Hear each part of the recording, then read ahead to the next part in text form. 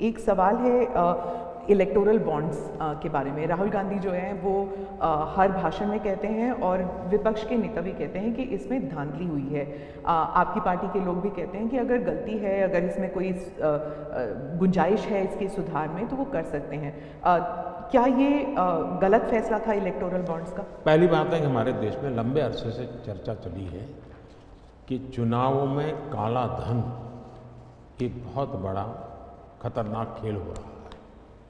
देश के चुनावों को काले धन से मुक्ति मिले, इसके लिए कुछ करना चाहिए। चर्चा लंबे समय से चल रही है। चुनाव में खर्च तो होता ही होता है, कोई इनकार नहीं कर सकता है। मेरी पार्टी भी करती है, सब पार्टियां करती है, कैंडिडेट भी करते हैं, और पैसे लोगों से लेने पड़ते हैं, सब पार्टियां लेती हैं। मैं चाहता था कि हम कुछ कोशिश करें कि इस काले धन से हमारे चुनाव को कैसे मुक्ति मिले, ट्रांसपेरेंसी कैसे आए। एक प्रामाणिक पवित्र विचार मेरे मन में था।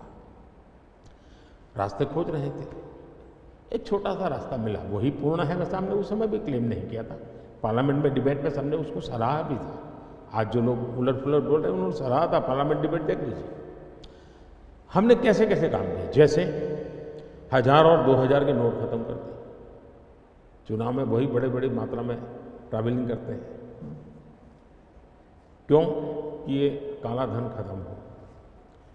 हमने सुप्रीम कोर्ट ने कहा था कि 20,000 रुपये तक पॉलिटिकल पार्टियां कैश ले सकती हैं। मैंने कानून बनाकर, नियम बना करके 20,000 को 2,500 कर दिया। क्यों? क्योंकि मैं नहीं चाहता था कि ये कैश वाला कारोबार चले।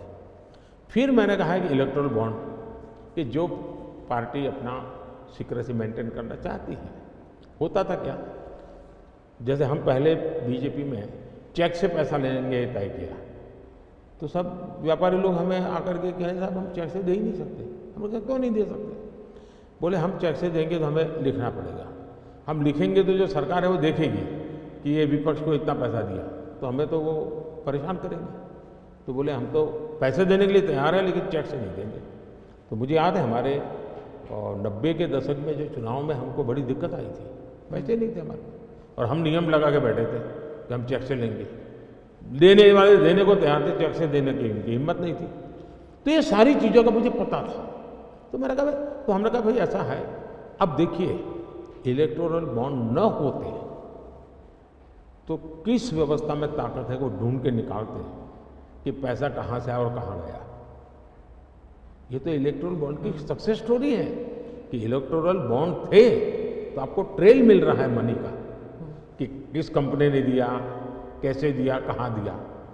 अब उसमें अच्छा हुआ बुरा हुआ वो विवाद का विषय हो सकता है, इसकी चर्चा हो। मुझे जो चिंता है वो, मैं ये कभी नहीं कहता हूँ निर्णय में कोई कमी नहीं होती है। निर्णय तो चर्चा कर सीखते हैं, सुधारते हैं, इसमें भी सुधार के लिए बहुत संभावना है। लेकिन आज हम पूरी तरह काले धन की तरफ देश को धकेल दिया है, और इसलिए मैं कहता हूँ सब लोग पछताएंगे जब बात बस ईमानदारी से सोचेंगे, सब लोग पछताएंगे। अब देखिए इलेक्टोरल बॉन्ड का भी विशेषता देखिए कैसा झूठ चल रहा है।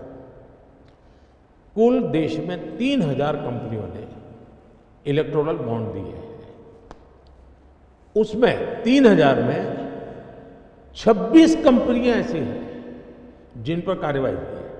ये कहते हैं ना ईडी वीडी टिकना फला, 3000 डोनर है उसमें सिर्फ 26, और उनमें से 16 कंपनियां ऐसी थी छापा जब लगा उस समय बॉन्ड खरीदा। कोई जोड़ सकता है इसको, अगर बॉन्ड खरीदा, लोग ये जोड़ रहे हैं, उसकी विशेषता यह है कि ये जो 16 कंपनियों ने बॉन्ड खरीदा उसमें से 37 पैसा अमाउंट बीजेपी को डोनेशन में मिली। 37, 63% बीजेपी के विरोधी पार्टियों को मिली, अगर पूरे जोड़े जाएं तो। हाँ। मैं ये 16 कंपनी जिसका ईडी सीबीआई कोई ना कोई उस समय एक्शन भी हुआ और बॉन्ड भी निकला, 37% अमाउंट बीजेपी ने, 63 ऑपोजिशन को। क्या ईडी रेड करे और ऑपोजिशन को डोनेशन देने का कार्यक्रम करे? क्या बीजेपी ऐसा करेगी? इसका मतलब कि 63% पैसा विपक्ष के पास जाए और आप आरोप हम पर लगाए लेकिन उनको गोलमोल बोलना है और भाग जाना है।